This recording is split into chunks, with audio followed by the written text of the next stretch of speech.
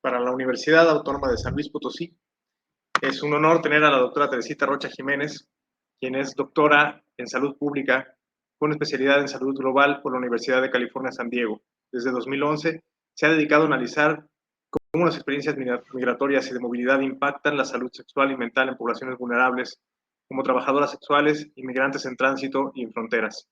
Actualmente es profesora asistente del Centro de Investigación en Sociedad y Salud de la Universidad Mayor, investigadora principal del Fondesit de Iniciación Cuando la realidad supera la intención, un estudio sobre migración y salud mental en población haitiana viviendo en Santiago de Chile y Tijuana, México, e investigadora del núcleo Milenio Sociomed. Doctora, es un honor tenerla por acá. Le agradecemos muchísimo su participación y su colaboración tanto con el programa de doctorado como con este coloquio del posgrado de la Universidad Autónoma de San Luis Potosí. Le cedo la palabra. Muchas gracias por la invitación. Voy a compartir mi pantalla, a ver si se logra ver la presentación. Me cuentan si se ve.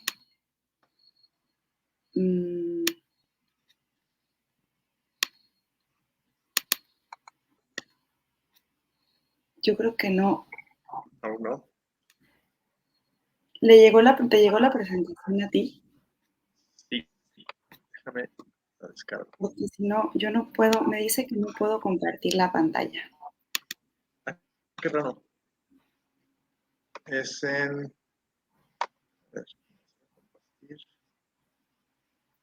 Creo que no tengo permiso. Qué raro. Déjame ver si puedo anotarte.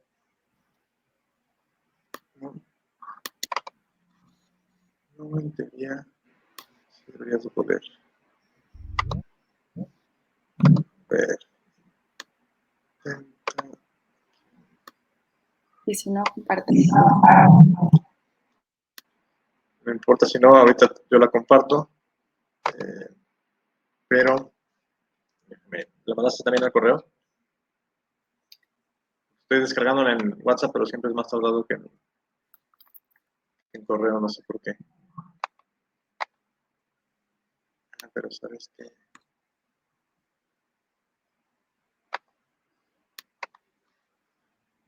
Lo bueno y lo malo de hacer cosas en Zoom es que pasan estas cosas. Sí, pero...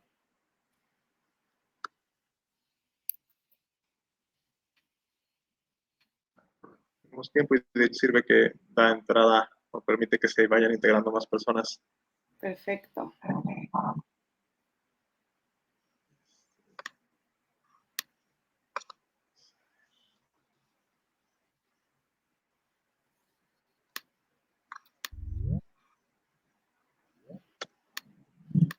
Lo mandé por si las dudas al correo. Perfecto. Estoy entrando al de coloquios. No, al tuyo. Que no me ha llegado.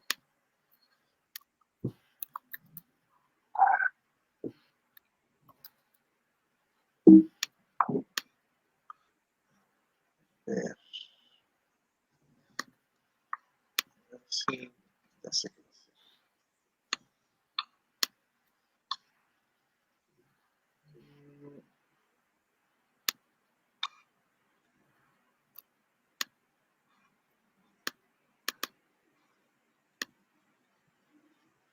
Sí, no, yo no puedo compartir mi pantalla. no te permite. Ya sé qué podemos hacer.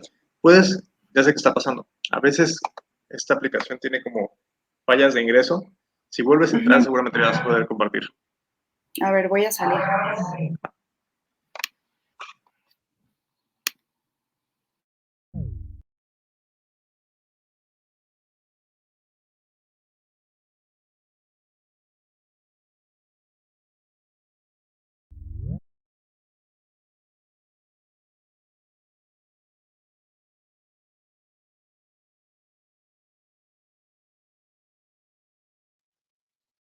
No, no me deja.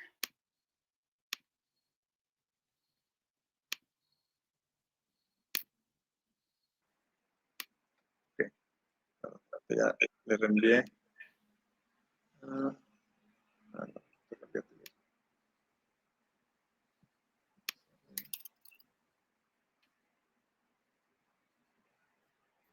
Okay.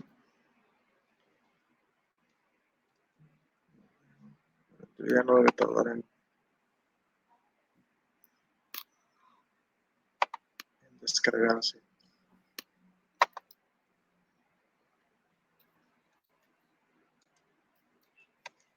Lo voy a mandar también.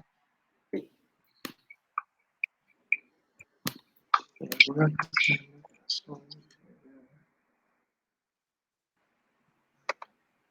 El mío de Gmail, ¿verdad? Sí, lo estoy mandando el de coloquios también. Okay. A ver si es más fácil bajarlo desde ahí. Y si no, puedo empezar a platicarles aunque no tengamos presentación. Sí, en lo que yo la pongo, te escuchamos, claro. Ya, perfecto. Bueno, voy a empezar. Si logramos poner la presentación, la incluimos. Esta es, lo que les voy a compartir hoy son resultados preliminares de un proyecto que sigue en proceso en Chile y en México. El proyecto sobre salud mental con población haitiana. Y la idea es contarles un poco por qué la razón de hacer un proyecto sobre salud mental en esta población en dos países que están tan lejos y con tan poca relación en términos migratorios. Entonces, para comenzar, primero quería contarles la situación migratoria a nivel global y es importante entender la relevancia que tiene la migración y la movilidad hoy en día. En 2019 había un estimado de 273 millones de migrantes internacionales, lo que equivale a un 3.5% de la población global. Y aunque en 2020 la llegada de solicitantes de asilo y de migrantes en general se redujo producto de la pandemia, porque muchas de las fronteras cerraron, la cantidad de desplazados ha llegado a casi 83 millones de personas. Entonces, una de cada 95 personas en el mundo es desplazado y una persona desplazada puede estar dentro de su país. La gráfica que en algún momento podremos ver ve que los números de personas desplazadas va en aumento y dadas las condiciones de precariedad e incertidumbre, es probable que estos números sigan aumentando. También algo importante que contarles es que hay países como Chile que, listo, buenísimo, gracias. A ver si se puede hacer exacto. Presentación o...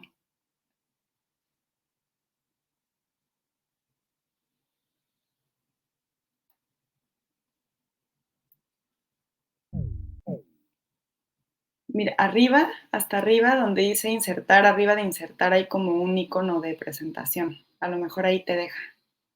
Arriba de insertar. No, ahí, justo ahí. A ver si se puede y si no, las dejamos así. Listo, buenísimo. Ya. Bueno, estos son los coautores del proyecto, de esta presentación. Y si seguimos en la siguiente diapositiva. Ya, entonces esta es lo que les contaba, estas son las cifras que les contaba y se ve en la gráfica que la tendencia tanto de personas desplazadas como de refugiadas y solicitantes de asilo en general va en aumento en el mundo y conocemos crisis como lo que ha pasado en Siria, la crisis actual en Venezuela, entonces países que tradicionalmente no eran receptores de migrantes y desplazados ahora lo están siendo. Siguiente diapositiva, por favor. Dado este contexto, me gustaría contarles un poco sobre la emigración de haitianos a diferentes países del mundo. Hoy en día hay aproximadamente 1.600.000 haitianos viviendo fuera de Haití, lo que supone un 14% de la población total. Históricamente, los haitianos han migrado a Estados Unidos, a República Dominicana, a Canadá y a Francia, y pues, como probablemente recuerden, desastres naturales, historia de dictadura, han hecho que los haitianos salgan de su país. No sé si se acuerden, pero después del terremoto del 2010 hubo una presencia importante de Naciones Unidas llamada MINUSTA, en donde Chile tuvo una presencia importante. Después del terremoto del 2010, Estados Unidos otorgó visas de protección a los haitianos, sumando casi 600,000 haitianos en este país. Por otro lado, el mundial que celebró Brasil en 2014 demandó mano de obra que fue cubierta por haitianos que buscaban oportunidades de trabajo fuera de su país. Al terminar la alta demanda de trabajo en Brasil, muchos haitianos se fueron a Chile. Y por esta relación que existía de la presencia de Naciones Unidas y la presencia de Chile, el gobierno de Bachelet otorgó facilidades para que los haitianos migraran a Chile. Entonces, una de las razones por las que yo quería hacer este proyecto es porque yo pensaba que los haitianos realmente no querían migrar a Chile, porque está lejísimos. Pero hubo estas facilidades que otorgó el gobierno y también había cercanía con Brasil. Entonces, en 2015 hubo una migración importante de haitianos a Chile, de hecho es el segundo colectivo más grande en Chile, y en 2016 llegó un grupo a México y después en 2021. Y les voy a contar un poco más sobre eso. Además de hablar brevemente de cómo los haitianos llegaron a Chile y a México, me gustaría contarles un poco lo que pasa en términos migratorios en Chile, que probablemente estén menos familiarizados con lo que pasa acá. Esta gráfica, realizada por el Servicio Jesuita Migrante, muestra el aumento de la presencia de migrantes internacionales en Chile, que en realidad no era un país de destino, nada más de los países vecinos, ¿no? Como Bolivia y Perú.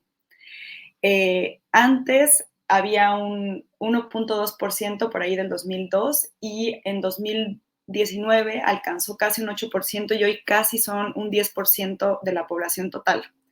Y los haitianos representan el 12.5% del total de los migrantes en Chile. Entonces, a pesar de observar un crecimiento constante de la presencia de migrantes, en 2019, producto de la política migratoria restrictiva del gobierno de Piñera, se registró un saldo negativo de migrantes haitianos. Por otra parte, el cierre de fronteras por la pandemia ha impulsado la salida y la entrada por pasos no habilitados en Chile hacia otros países. Entonces, les voy a contar un poco después sobre esto, pero en 2018 empezaron a implementar medidas restrictivas, sobre todo que impactaron a los haitianos. Antes los haitianos podían entrar con una visa de turista y después conseguir una visa de trabajo, pero esto cambió a partir del 2018. Entonces, esta es una de las cosas que explica la salida de migrantes haitianos de Chile, además de las consecuencias de la pandemia. La foto de la derecha es la foto de una toma en donde hicimos muchas entrevistas y encuestas. Se llama la toma Nuevo Amanecer, que está en una comuna que está en Cerrillos, donde la mayoría de las personas que viven son haitianas. La siguiente diapositiva, por favor. Entonces, cuando yo escribí el proyecto, no había una emigración tan grande como la que hay hoy, la que hemos observado en los últimos meses, de personas haitianas desde Chile hasta México. Entonces, el año pasado y ha crecido este vínculo entre Chile y México para la población haitiana. Muchos de los haitianos, salieron de Haití primero, como muestra el mapa, después llegaron a Chile, algunos llegaron a Brasil también, y producto de la pandemia y de las medidas restrictivas, el año pasado comenzaron a salir, emprendiendo un viaje larguísimo, porque todo el viaje se hace a pie, en bus, con coyotes, hasta llegar a Tapachula y después llegar a Tijuana. Un estudio reciente publicado por el Colegio de la Frontera Norte muestra el recorrido que se origina desde Haití, como muestra el mapa, y algunas personas se han instalado en otras zonas de la frontera. De hecho, también hay muchos haitianos en San Luis Potosí, y se imaginarán la dificultad de lo que el viaje implica, y la llegada a la frontera es realmente un shock por cuestiones de violencia que hay en Tijuana y porque, como saben, hay una presencia de otros colectivos migratorios tratando de entrar a Estados Unidos. Y el número 5 está ahí porque algunos de los migrantes haitianos que yo entrevisté intentaron cruzar a Estados Unidos, fueron deportados a Haití y ya regresaron a Chile. De hecho, estamos haciendo entrevistas cualitativas ahora en la toma que les comentaba, porque ya hicieron todo el recorrido y como tenían permiso de residencia definitiva en Chile, pudieron regresar. Entonces hicieron todo el recorrido a pie, en bus durante meses y volvieron a Chile porque no pudieron quedarse en Estados Unidos. Entonces se imaginarán todo lo que implica en términos de salud mental para la familia emprender este viaje y tener que volver después a Chile.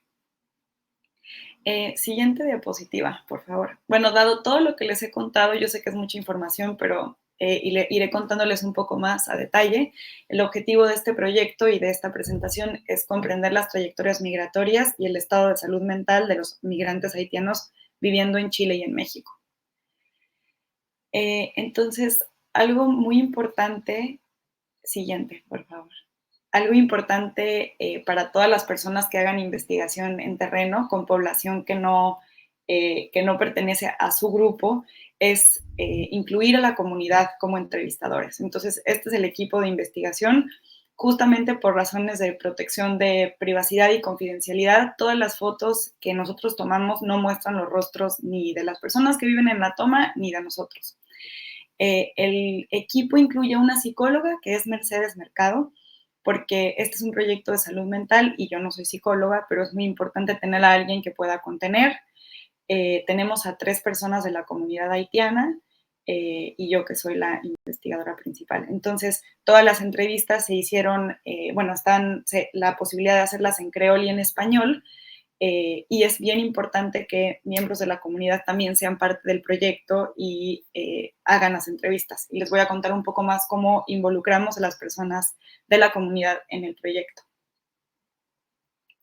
Entonces, rápidamente contarles que este es un proyecto que incluye, comprende una metodología mixta explicativa secuencial, lo que quiere decir que primero se hacen encuestas cuantitativas, hicimos 210 en cada ciudad, y después entrevistas cualitativas para entender lo que estamos observando en los números. En un principio, la invitación era por semillas, pero como les he estado contando y ustedes saben, la gente se estaba yendo de Chile. Entonces, las semillas funcionan, invitas a alguien que es líder de la comunidad y le pides que invite a 3 personas y a su vez esas 3 personas invitan a otras 3. Pero como las personas estaban emigrando, esta metodología no fue viable y cambiamos a una que se llama por conglomerados, que la idea es observar la densidad de las personas en una comunidad o en una comuna y después invitar a todos sin excluir. Entonces la idea es que siga siendo probabilística a pesar de, la realidad y el contexto en el que nos encontramos que tuvimos que cambiar esta metodología. Y otra cosa importante era tratar de capturar diversidad dentro de los mismos participantes, diferentes años o tiempo en el país de la entrevista, que vivieran en diferentes comunas y colonias, tratar de tener equidad de género y diferentes experiencias migratorias. Y el proyecto fue aprobado tanto por el Comité Ético Científico de la Universidad Mayor como por la Universidad de Xochicalco, que está en Tijuana. También contarles que la forma en la que medimos síntomas de depresión no se puede diagnosticar porque utilizamos una escala en donde nada más se preguntan sintomatologías y las preguntas más o menos incluyen frecuencia. Entonces, por ejemplo, en la última semana, ¿cuántos días se sintió triste? En la última semana, ¿cuántos días no tuvo ganas de comer? Y si las personas contestan un número alto de días, el puntaje es más alto. Si las personas tenían 16 o más, se considera síntomas de depresión y esta escala tiene 20 preguntas. Hay una versión abreviada de 10, pero nosotros usamos la de 20. También incluimos preguntas sociodemográficas, muchas preguntas sobre el origen, tránsito y destino, discriminación, redes sociales, también incluimos consecuencias de la pandemia y algo muy importante es sus planes migratorios. Hay preguntas sobre si tienen intenciones de quedarse en Chile, si tienen intenciones de salir, y todo esto un poco juega con esta parte de si ellos desde un inicio tenían la intención de salir de Haití y venir a Chile, y ahora si quieren quedarse en México o si quieren cruzar a Estados Unidos. Porque además, claro, uno tiene planes, pero conforme van avanzando estos planes, uno se da cuenta que uno no siempre puede lograrlos o tiene que esperar más tiempo del que uno creía para poder ya sea instalarse en un país o seguir migrando. Entonces, igual esto es interesante y creo que también responde a la realidad migratoria que estamos observando en general en el mundo. Contarles también, y creo que esto es bien importante para todos los que están empezando sus carreras de psicología o cualquier investigación es tener un consejo comunitario. Yo vivo en Chile, pero soy mexicana, no soy haitiana, y a pesar de que leí muchísimo antes de empezar el proyecto, es bien importante tener gente que revise tus instrumentos, que le platiques qué es lo que quieres hacer y ellos te den sus opiniones. Entonces, nosotros tuvimos muchas reuniones antes de empezar con organizaciones comunitarias, algunas fundadas por haitianos aquí en Chile, otra, por ejemplo, el Servicio Jesuita Migrante, que en todo el mundo trabaja con población migrante, y las hicimos por Zoom, muchas de ellas porque estábamos encerrados. En Chile el encierro fue muy estricto y ahora les voy a contar un poco más eso porque obviamente eso impacta cómo uno hace una investigación. Teníamos que pedir permisos semanales para ir al súper, solo teníamos 3 permisos y tenían un tiempo acotado. Entonces, incluso para hacer las entrevistas el año pasado fue súper complicado. Entonces, todas estas reuniones las hicimos por Zoom y revisamos las preguntas de las encuestas, también revisamos la forma en la que invitábamos a las personas. Hicimos una compensación muy pequeña, les dábamos una tarjeta, por ejemplo, del Soriana, con 5,000 pesos, el líder se llama acá el súper, por agradecimiento por su tiempo y por participar. Entonces, este consejo comunitario fue muy útil porque nos dieron opinión sobre todo. La encuesta al principio era muy larga, entonces la recortamos. Eh, Todos estaban de acuerdo en que teníamos que tener entrevistadores que fueran parte de la comunidad y que fueran bilingües. Y el contexto de la pandemia cambió la forma en la que empezamos a hacer la etnografía y el terreno. Y de hecho, nuestra prioridad era hacer todas las entrevistas en vivo porque son sobre salud mental. Entonces nos tardamos un poco más en empezar y teníamos que pedir salvoconductos para poder salir. Y al final valió la pena tomarnos todo este tiempo porque quedó un instrumento mucho más claro, con preguntas menos complicadas, más cortas. De por sí el instrumento tenía como 110 preguntas, entonces era largo. Y después, claro, fue un reto también hacer la traducción al creol, que eso lo hicieron los 2 entrevistadores del proyecto que son parte de la comunidad. Entonces, ya, una más para que se vea el folleto. Otra cosa que hicimos, otra está como con animación, es que hicimos un folleto sobre salud mental en español y en creol. Esto también creo que es importante cuando alguien hace un proyecto y va y pregunta cosas tan personales y no tan difíciles que tienen que ver como con salud mental y cómo se sienten en el país y con historias de vida tan complicadas. Entonces, la información que hay en este folleto tiene que ver con qué es la depresión, cuáles son los síntomas, también un poco habla que es normal a veces sentirse triste, pero que hay recursos y formas de acceder a ayuda si es necesario. Entonces pusimos la información de las organizaciones, el teléfono de la psicóloga, y esto se lo repartimos a todas las personas que participaron y también lo repartimos en lugares donde había población haitiana. Por ejemplo, en la Embajada de México en Chile estaban llegando muchas personas a tratar de pedir una visa. Entonces, llevamos los folletos para que se los entregaran a las personas que fueron ahí y también hicimos traducción de algunas cosas que la embajada tenía, porque les estaban vendiendo, por ejemplo, una visa falsa. Entonces, tratamos de apoyar a la embajada y a otras organizaciones haciendo traducción de algunos instrumentos y repartiendo este folleto. En realidad yo no sé qué tanto sirvió el folleto, pero yo creo que es parte de las cosas que dentro de la ética y lo que uno debe de hacer es tener. Y de hecho nos llamaron 2 personas que lo recibieron en la embajada, entonces bueno, con que 2 personas lo hayan utilizado ya creo que valió la pena. Siguiente. Ya, entonces, esta es la toma Nuevo Amanecer, que está ubicada en una comuna de Cerrillos, al sur está el centro de Santiago y esto está al sur. Y es una toma muy grande. Acá se llaman tomas, son como campamentos irregulares, asentamientos irregulares. Le llaman tomas porque no están regularizadas por la municipalidad. Y esta toma en especial creció muchísimo durante la pandemia, porque muchos de los migrantes, si no es que el 90%, trabajaba en sectores informales y como les contaba, en Chile cerró todo.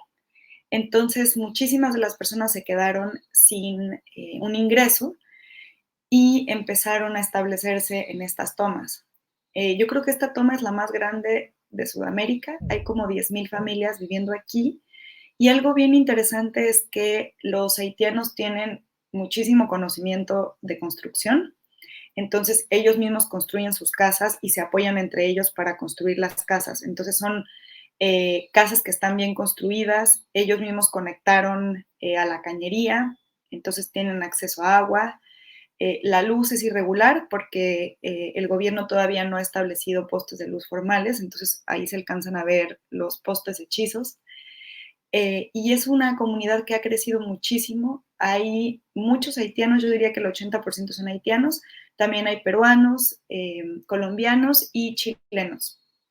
Y muchos de los haitianos que se fueron les dejaron sus casas a otros migrantes que les compraron las casas porque ya están construidas, amobladas y todo. Entonces hay muchísimo movimiento. Cada vez que vamos a esta toma hay cambios y hay otros colegas trabajando en la toma para tratar de ponerle nombre a las calles, tener mapas, porque es un lugar grandísimo y como todos los días se construyen casas, es difícil ubicarse. Y un problema de vivir en estos lugares es que la gente no tiene un domicilio formal. Entonces, como incluso en México, como sabemos, el domicilio nos los piden para todo. Entonces, la idea de que se reconozca esta toma es que se pueda, que las personas puedan tener un domicilio fijo, formal, para poder contratar servicios. Incluso en el trabajo te piden el domicilio para abrir una cuenta de banco, etcétera. Entonces, en esta toma es donde más hemos hecho entrevistas y hemos pasado tiempo y nuestro equipo vive en esta toma. Entonces, hemos pasado mucho tiempo ahí y gracias a ellos hemos logrado hacer tantas entrevistas y entender la complejidad de las trayectorias migratorias y de la situación de salud mental de la población haitiana en Chile. La siguiente. Ya esta es otra foto de la toma y algo importante de la comunidad haitiana es que son muy religiosos, en la mayoría son evangélicos, entonces hay varias iglesias dentro de la toma que cada vez más, esa es la entrada de la iglesia, la foto de la izquierda, están construyendo, están consiguiendo donaciones para tener la iglesia más armada, con techo, con sillas, y dentro de la toma hay mucho comercio llevada por la misma comunidad. Estos comercios nunca cerraron durante la pandemia, entonces era como ir a otro mundo en donde no cerraba nada, donde había vida, a pesar de que afuera todo estaba cerrado. Siguiente, ya. Entonces, contarles un poco, ya se los he ido contando conforme ha avanzado la entrevista, pero dada la pandemia y lo complicado que fue, lo complicado que ha sido que las personas se regularicen, muchas de las personas de esta toma salieron de Chile. De hecho, uno de nuestros entrevistadores, Manuel, regresó a República Dominicana donde estaba su familia porque no había podido conseguir la visa definitiva y las personas en Chile tienen en promedio las personas haitianas en Chile tienen en promedio 5 y 6 años. Entonces tienen mucho tiempo que no han regresado a su país, mucho tiempo tratando de regularizarse y una de las cosas que, por ejemplo, el gobierno pide es mostrar antecedentes, un certificado de antecedentes no penales, ¿no? Que eso lo piden en muchísimos países. Pero el gobierno de Haití tiene serios problemas para emitir estos documentos y hay un tiempo muy corto para recibirlo. Todos los requisitos a veces son imposibles de cumplir y lo mismo le pasa a la comunidad venezolana. Entonces, lo que pasa es que la gente se queda en un limbo legal en donde no tiene documentos, pero sigue viviendo aquí, entonces no puede salir y tiene que aceptar trabajos más precarios porque está en una situación irregular. Y otro tema muy importante es el de la reunificación familiar, que ha sido imposible. Muchas de las personas que hemos entrevistado dejaron a sus hijos en Haití con sus abuelos, con sus papás, con sus tíos, y no han podido tampoco traérselos. Entonces, estos son resultados muy preliminares, no quería llenar de números, pero más o menos creo que es interesante también ver los porcentajes. Aquí no hay ningún análisis estadístico. Nosotros les preguntamos a las personas por qué querían salir de Haití. Y un 75% nos respondieron que querían seguir sus sueños, cambiar su vida. Otros no tenían trabajo en Haití y otros querían, migraron para poder estar con una familia o con una pareja, que es el menor porcentaje. Cuando yo les pregunté, bueno, cuando les preguntamos si querían migrar a Chile, yo me sorprendí porque un porcentaje muy alto contestó que sí. Y esto sucede como cuando los mexicanos empezaron a ir a Estados Unidos, ¿no? Que ya había alguien allá y les decía, vengan, en Chile hay trabajo. Y en un principio era fácil entrar, había facilidades por lo que les comentaba, las visas, se podían venir con visa de turista y después conseguir una visa de trabajo. La mayoría de los haitianos que llegaron a Chile lo hicieron en avión. De hecho, había planes para que uno pagaba el avión y pagaba al principio la estancia, o sea, incluso había paquetes. Había muchísimos aviones que salían de Haití directo a Chile. Y esta realidad es muy distinta, como se imaginarán, a el viaje que emprendieron los haitianos hacia México. El 27% dijo que se quiere quedar en Chile. Entonces, en realidad es un porcentaje bajo considerando que es una comunidad que tiene muchos años aquí. Casi el 60% tiene un estatus regular, eso quiere decir que tiene definitiva o tiene visa temporaria, y un porcentaje muy bajo contestó que tenía empleo actual cuando hicimos las entrevistas. Entonces, esta es una de las principales razones por las cuales reportaron quererse ir. También hicimos preguntas sobre discriminación y racismo, y esa era una de las razones importantes también por las cuales querían salir de Chile. Entonces, es una comunidad muy segregada, y de hecho también hicimos preguntas interesantes sobre redes sociales y redes de apoyo. Les preguntamos si tenían, por ejemplo, alguien que te preste dinero, y después les preguntábamos de qué nacionalidad era esa persona y todas las personas contestaban que eran haitianas. Entonces hay muy poca integración con la comunidad chilena a pesar de los años que ya llevan aquí. Y el porcentaje de depresión en las personas que entrevistamos es del 28%. Si lo comparamos con el de la prevalencia general en Chile, es muy alto. En Chile la prevalencia general es del 17%, 17.2%. Entonces, a pesar de que puede haber subreporte y a pesar de que las personas no se consideraban, en las entrevistas cualitativas ya platicando, no se consideran que están deprimidas, el porcentaje de sintomatología de depresión es muy alto. La siguiente, por favor. Ya. Entonces, un poco como para cerrar y seguirles contando de México, empezamos a hacer análisis estadísticos un poco más complejos y encontramos algo bien interesante, que es que los que quieren quedarse presentan más prevalencia de síntomas de depresión que los que se están yendo. Entonces, parece que hay como un factor protectivo de los que tienen planes de irse. Y esto se ha encontrado en otros estudios con otros migrantes, que hay este tema como de la esperanza del futuro y la emoción, y es un poco cuando uno tiene un viaje planeado, ¿no? Que está emocionado, entonces no le importa si tiene problemas en su casa porque va a salirse de viaje. Entonces, eso fue un poco lo que encontramos, que el querer irse es un factor protectivo de síntomas de depresión. El 80% de la muestra no tiene trabajo, que es muy alto, y como les comentaba, hay problemas para la reunificación familiar y para conseguir la visa definitiva. Bueno, y algo también bien interesante que no había comentado antes es que las fronteras de Chile terrestres siguen cerradas. Las cerraron en 2020 y no las han abierto. Entonces, las personas que están saliendo lo hacen por pasos no habilitados. También los venezolanos que entran lo hacen por pasos no habilitados. Ya hemos hecho algunas entrevistas cualitativas, como 20, y como les contaba, el tema de reunificación familiar es algo que surge todo el tiempo, sobre todo en participantes mujeres. Entonces, esta es una cita de una participante que tiene a sus hijos fuera, la voy a leer. Me pone triste porque yo voy a salirme. Imagínate, yo pienso muchas cosas para ellos, pero a veces yo imaginar cómo va a salir, cómo va a ser esto, porque sí estamos solos, pero tengo fe que todo va a salir bien.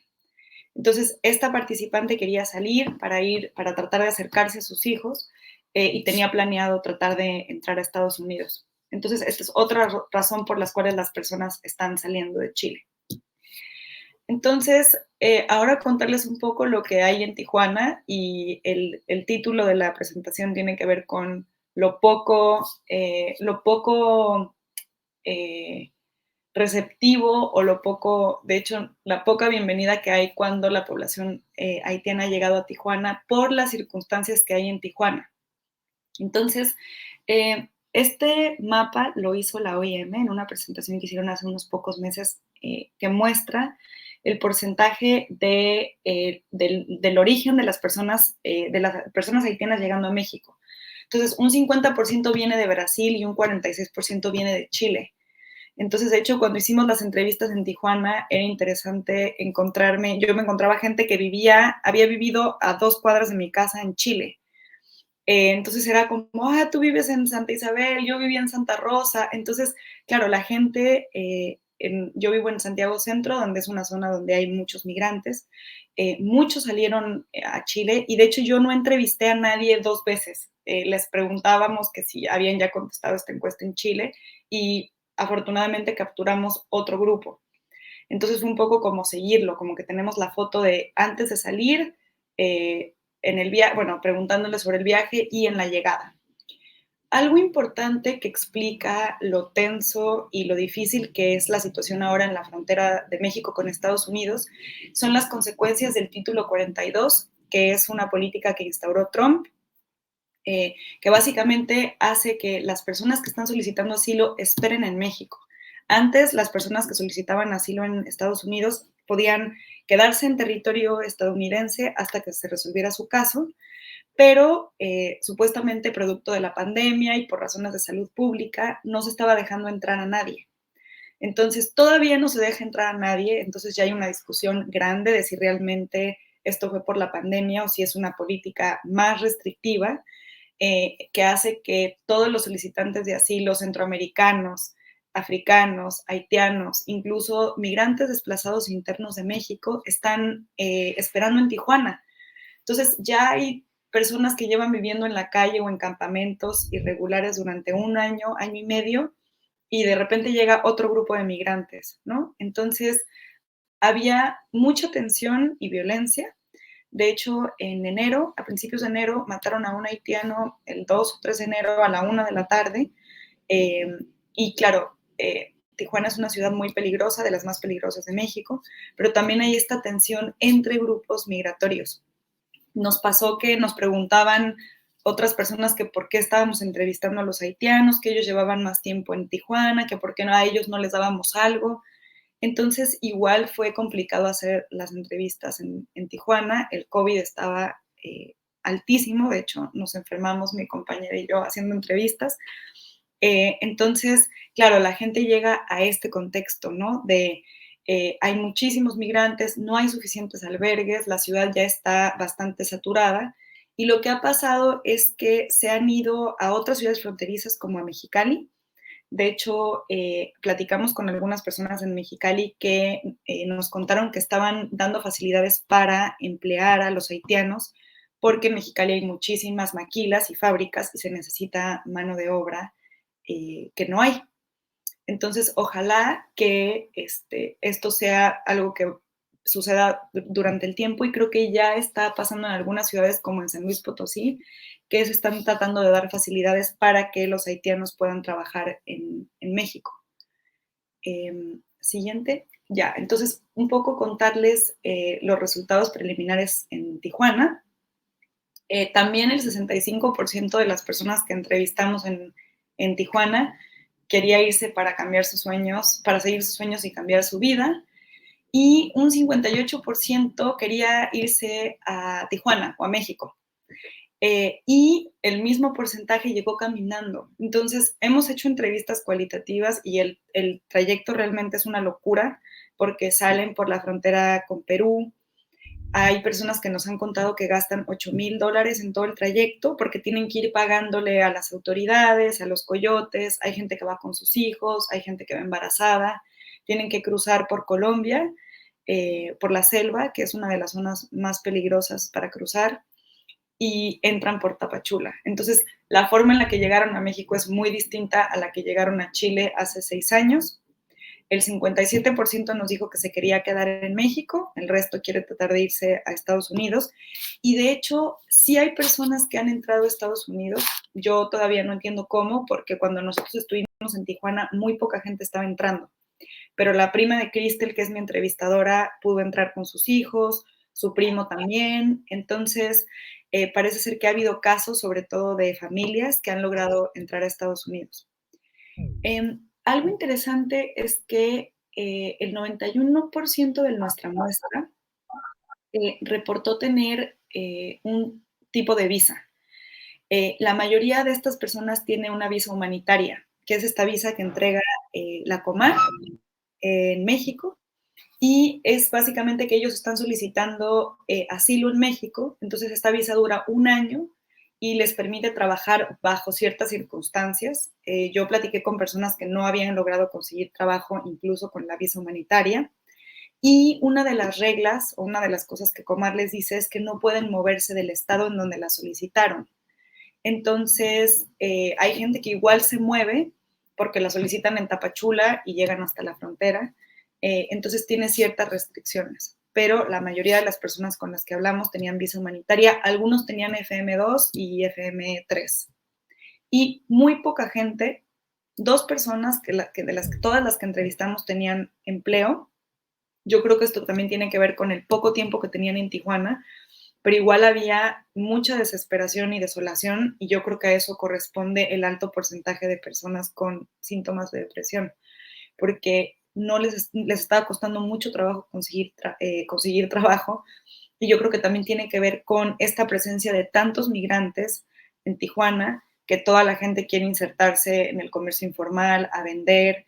Entonces, esto también tensa una ciudad que está llena de migrantes y que además también tiene problemas con la presencia alta de drogas, con la cercanía a Estados Unidos y bueno, todo lo que la frontera implica.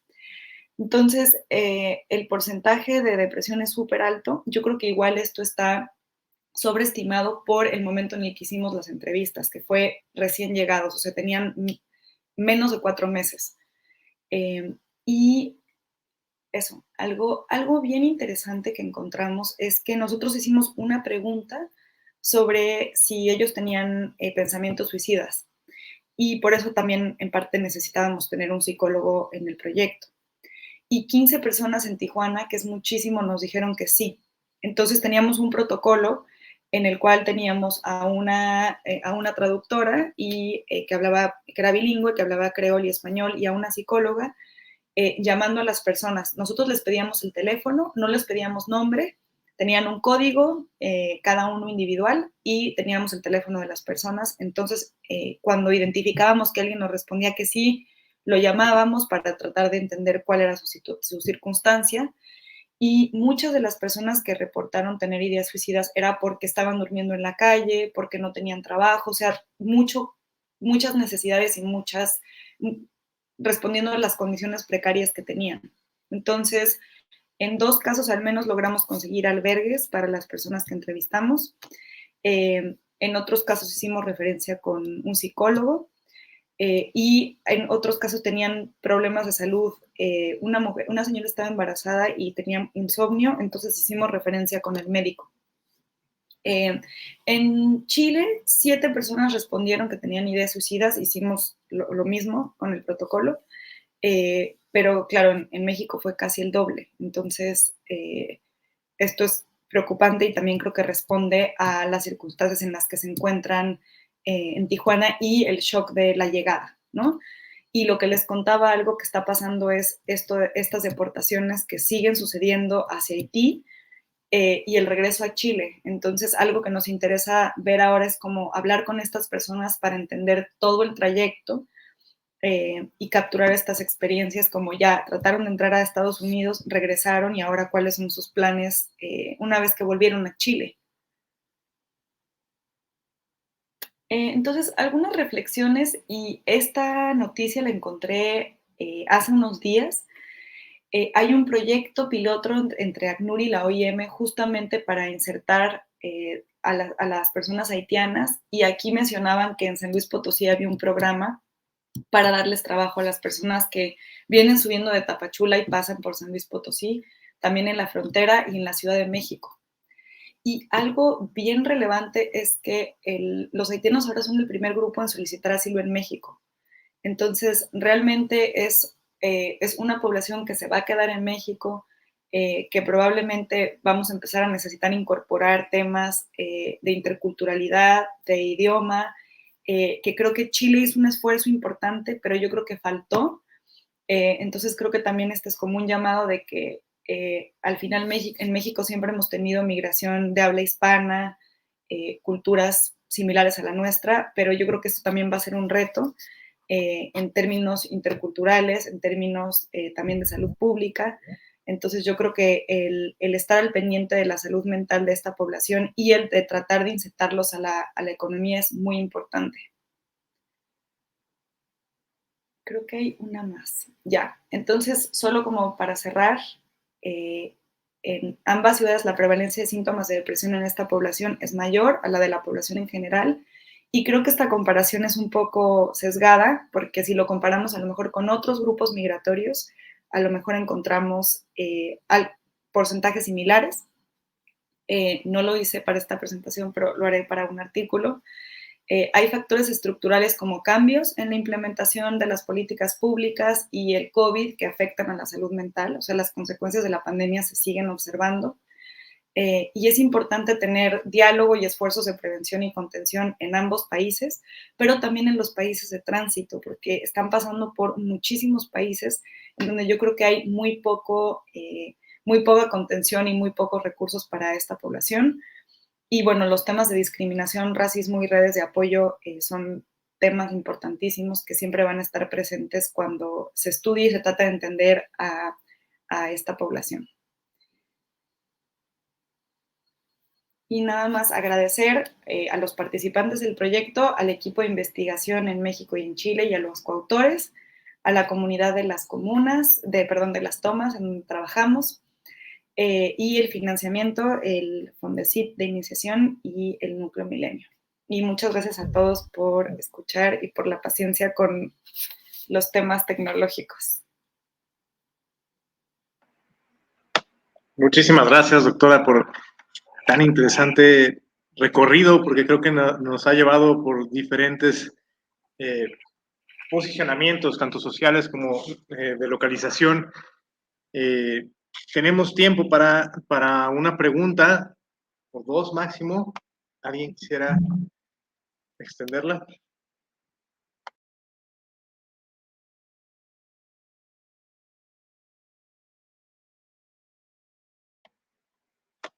Bueno, lo que se deciden. En psicología decimos mucho que investigamos, que casi siempre lo que investigamos tiene que ver con nosotras. En este caso, me gustaría preguntar, porque pues conociendo su trayectoria, ¿no? Las diferentes puntos de frontera y de migración, quisiera saber qué le mueve o qué inspira a este compromiso justamente con, vamos, quizá de una manera curiosa sería, ¿en dónde está su lado migrante? Bueno, yo llevo viviendo fuera de México 11 años y viví en la frontera mucho tiempo, en la frontera de México con Estados Unidos, en San Diego, Tijuana, y ahora estoy en Chile. Y yo creo que esta parte como de la intención de migrar, un día platiqué con un haitiano que él me decía que él había visto Chile como un paso. Entonces, como que creo que esa parte de cuando a mí me preguntan, ¿te vas a quedar para siempre en Chile? Pues no sé, como que igual la gente con la que yo hablo dice, bueno, ahora Chile era donde tenía que estar, donde tuve oportunidades, pero ahora estoy en México. Y creo que es esta parte de la movilidad, pero también como de incorporar esta parte, pues, de móvil, ¿no? De que la gente al final se mueve y que cuando tiene oportunidades se va a otros países, aunque no sea por un tiempo permanente o por un tiempo planeado. Y yo creo que esto está pasando mucho en el mundo, que la gente tiene un plan y las circunstancias hacen que cambie. y creo que como que tratar de entender eso y reflejarlo en distintos ámbitos de la investigación, pero también a nivel personal, me parece muy interesante. Creo que por eso. Excelente. Bien, no sé si alguien más tenga comentario o pregunta. Adelante, Sergio.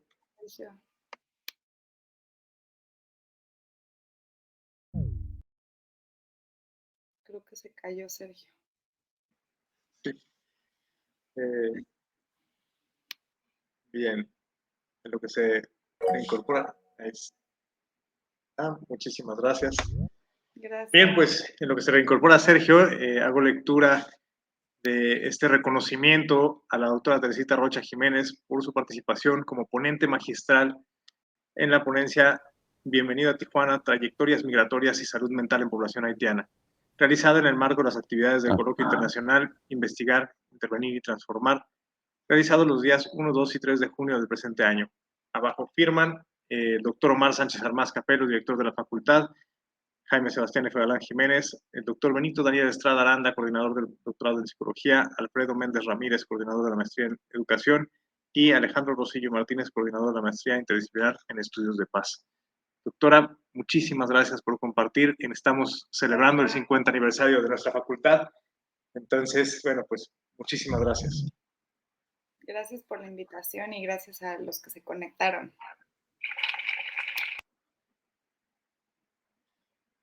Creo que ya nos regresó Sergio.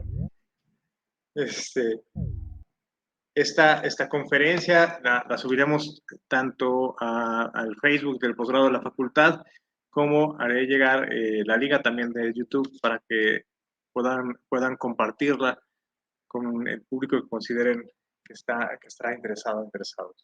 Entonces, doctora, pues muchísimas gracias nuevamente y esperamos seguir colaborando en conjunto.